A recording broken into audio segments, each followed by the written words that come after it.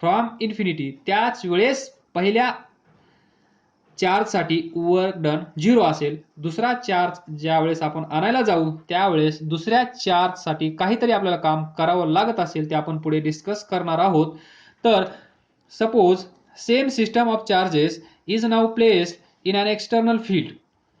म्हणजे इथे चार्ज नाहीये, हा चार्ज नाहीये, एक असं समजा भूत, इथे भूत आहे आणि ते इथे भीती निर्माण करत आहे, म्हणजेच hidden tiger. In short, hidden tiger आपण पाठीमागे थिअरी एक्सप्लेन करत असताना त्याला आपण असं नाव दिलं होतं हिडन टायगर, जो की आपल्याला माहित नाही कुठे आहे, किती डिस्टन्सवर आहे. जसं हा चार्ज माहित होता इथून एवढ्या डिस्टन्सवर आहे, पण हे फील्ड याचं स्पेसिफिक लोकेशन आपल्याला माहित नाहीये, असं व्हॅरी होतं, एवढं सांगितलं आहे. By this definition we will proceed. तर पहा, we know that E is equal to A upon R square. यानुसार तिथे इलेक्ट्रिक फील्ड व्हॅरी होत आहे. तर आपण आता कन्सिडर करूया हे जे दोन चार्ज आहेत जे पार्ट ए मध्ये दिले आहेत, ज्यांची पोटेन्शियल एनर्जी आपण फाइंड केली, दिस मायनस 0.45 जूल या सिस्टमसाठी. तर पहा, ही असेल इन्फिनिटी पोझिशन,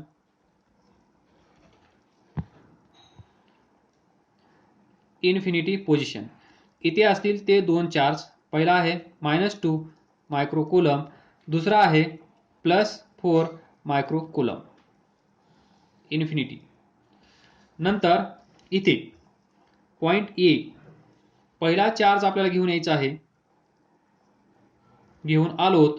तर पहा, ज्यावेळेस आपण याला Q1 म्हणा, याला Q2 म्हणा, Q1 चार्ज इथून इथे घेऊन येण्यासाठी वर्क डन आपल्याला करावं लागलं फ्रॉम इन्फिनिटी टू पॉइंट ए. तर ते किती असेल? जर इथे कोणी नसेल तर 0 असेल, पण इथे कोणी नाहीये, चार्ज नाहीये, but external field is available, जे की आपल्याला दिसत नाहीये, त्याला आपण म्हणतो हिडन फील्ड. बरोबर. मग ती किती आहे? E is equal to A upon R square अशी ती व्हॅरी होत आहे. तर याच्यामुळे इथे पोटेन्शियल असेल, याच्यामुळे इथे पोटेन्शियल असेल, म्हणजेच इथे भीती असेल, जस्ट लाईक हिडन टायगर. म्हणजे आपल्याला असं सांगितलं, म्हणजे थोडक्यात असा विचार करा, तुम्हाला सांगितलं तिथे टायगर आहे, पण तुम्ही तो टायगर पाहिलाच नाही, तर तुम्ही कमी घाबराल. जर तुम्ही तो टायगर पाहिला असेल तर तुम्ही जास्त घाबराल, असं लक्षात ठेवा. तर E is equal to A upon R square, आलं लक्षात. याच्यामुळे इथे पोटेन्शियल असेल, त्याला आपण म्हणूया VA. Now in this case work done is not 0. तर पहा, मग हे वर्क डन किती असेल? आपल्याला माहित आहे by definition VA is equal to, bye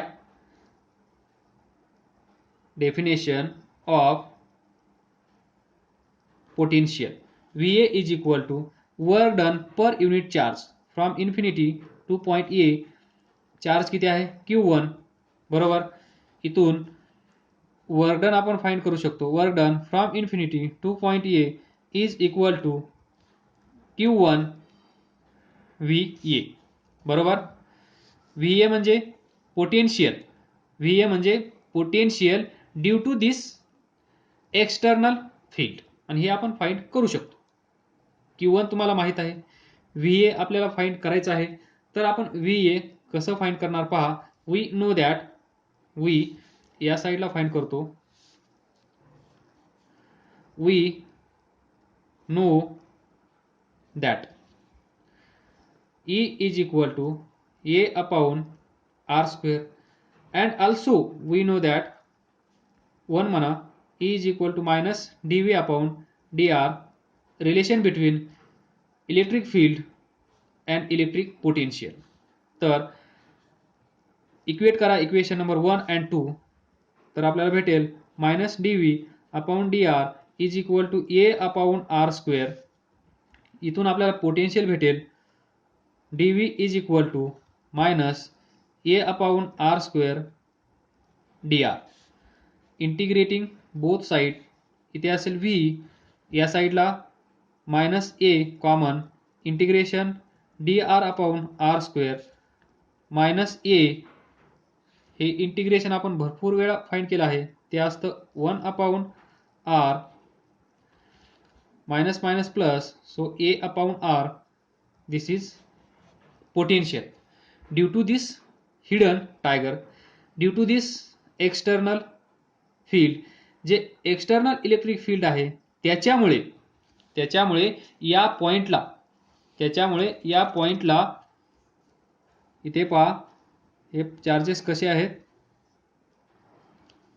इथे ओरिजिन आहे, तो नंतर काढूया. तर इथे ओरिजिन आहे 0 0 0, बरोबर. एक्स ॲक्सिस हा चार्ज आपण कुठे घेऊन आलो आहोत, -8 0 0, करेक्ट. -8 0 0 इथे तो चार्ज घेऊन यायचा आहे आपल्याला, कारण पार्ट ए मध्ये त्याचं पोझिशन आपल्याला दिलेली आहे. तर आता आपण फाइंड करू शकतो work done to displace this charge from this infinity to this. इथे पहा Q1 star from star work done from infinity to point A is equal to Q1 V किती आहे तिथे, due to this external field A upon R. आलं लक्षात. हे असेल work done पहिला चार्ज आणण्यासाठी. Now take this second charge, त्याला कुठे आणायचं आहे, त्याचं लोकेशन आहे इथे 8 0 0 प्लस 8 सेंटीमीटर 0 0. हा चार्ज इथे घेऊन यायचा आहे. तर हा चार्ज घेऊन येण्यासाठी वर्क डन असेल from infinity to point be consider करा याला, बरोबर. तर हे वर्क डन किती असेल, तर इथे पहा, इथे पोटेन्शियल, आता या पॉइंटला पोटेन्शियल या चार्जमुळे पण काहीतरी होईल आणि या एक्सटर्नल फील्डमुळे पण असेल. म्हणजे इथे एक टायगर आहे, इथे एक टायगर आहे. दोन टायगरमुळे दोन भीती इथे निर्माण होतील. जसं दोन सोर्स, त्या दोन सोर्समुळे दोन पोटेन्शियल्स इथे तयार होतील. तर आपण याच्यामुळे तर first we will define work done. हे वर्क डन किती असेल, चार्ज किती आहे Q2, इथे पोटेन्शियल किती असेल, पॉइंट बी आहे तर VB. This is work done to displace this charge from infinity to this point. तर आपल्याला भेटला आहे work done second, work done from infinity to B second charge, that is Q2. किती आहे Q2 VB. आता आपल्याला फाइंड करायचं आहे VB. पोटेन्शियल या पॉइंटला किती असेल, या पॉइंटला पोटेन्शियल किती असेल, या चार्जमुळे किती असेल आणि या एक्सटर्नल फील्डमुळे किती असेल, हे तुम्हाला फाइंड करता येतं.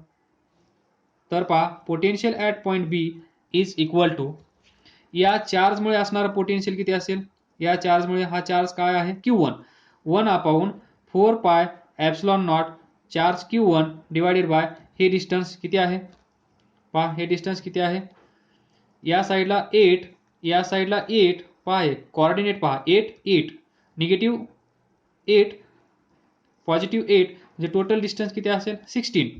आलं लक्षात. म्हणजे इथे असेल 16.16 मीटर, मीटरमध्ये घेतो डायरेक्ट. तर हे पोटेन्शियल असेल या पॉइंटला याच्यामुळे. नाऊ याच्यामुळे इथे पोटेन्शियल किती असेल, याच्यामुळे पोटेन्शियल ते आपण फाइंड केलं आहे, किती आहे ए अपॉन आर, बरोबर. ए अपॉन आर, आरची व्हॅल्यू चेंज झाली, पोटेन्शियल चेंज होतं, तर ते पण ॲड करावं लागेल, that is A upon R.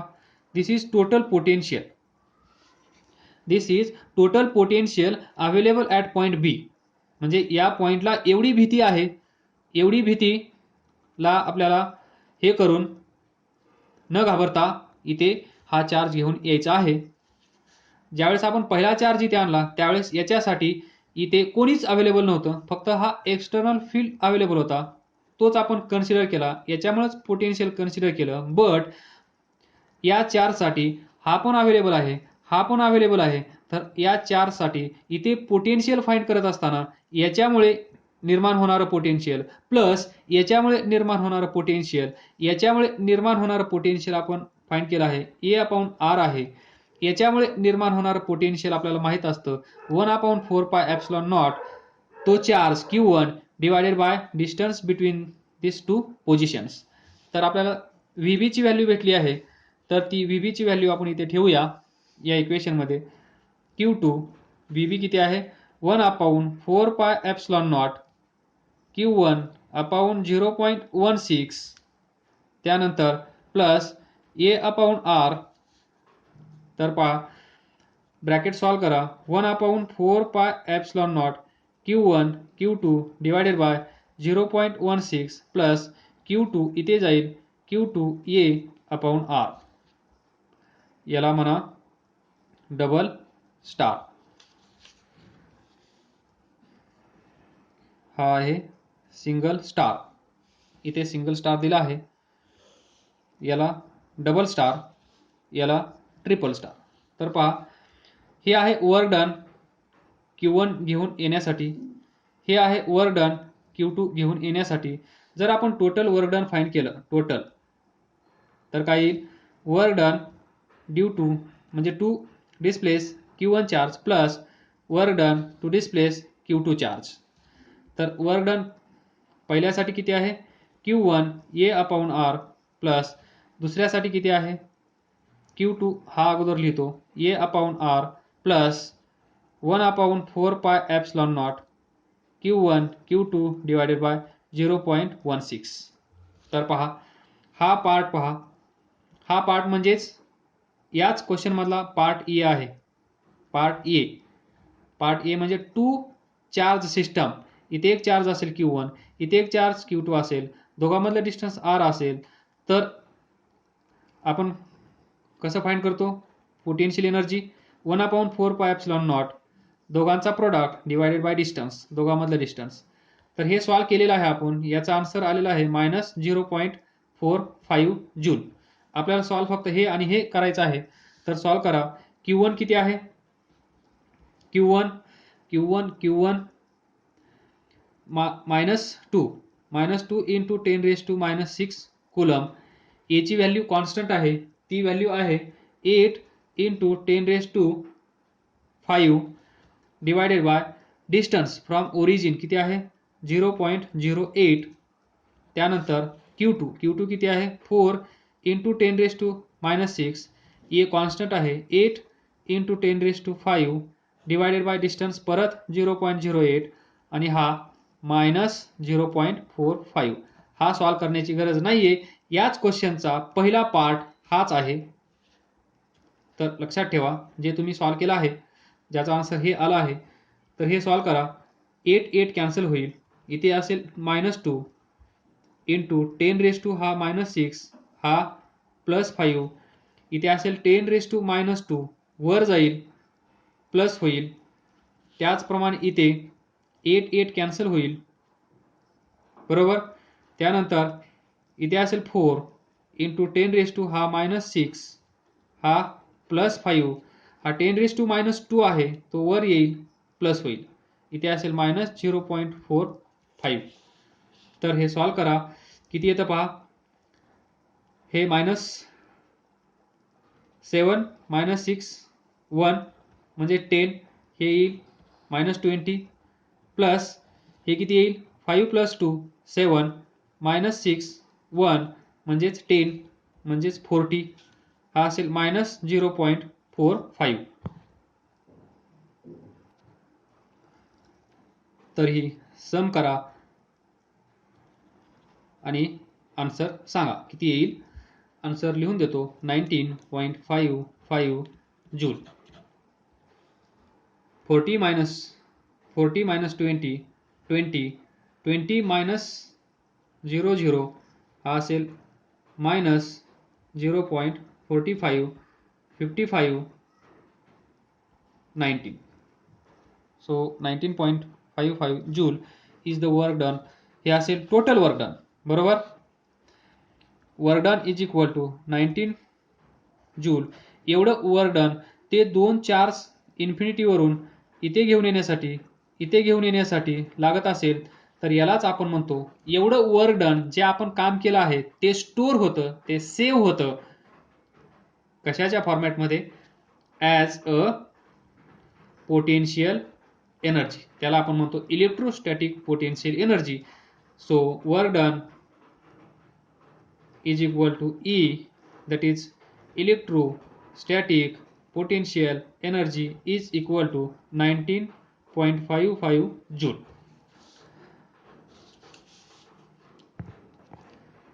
तर हा खूप मोठा क्वेश्चन होता शेवटचा. तर काही समजलं नसेल तर विचारा. तुमची कन्सेप्ट क्लिअर व्हावी म्हणून हा क्वेश्चन घेतला आहे. हा क्वेश्चन तुमच्या टेक्स्टबुकमध्ये पण आहे. तर सॉल्व करा, प्रॅक्टिस करा. काही जे समजत नाही ते विचारा, अभ्यास करत राहा, पुढे जात राहा. All the best. थँक्यू.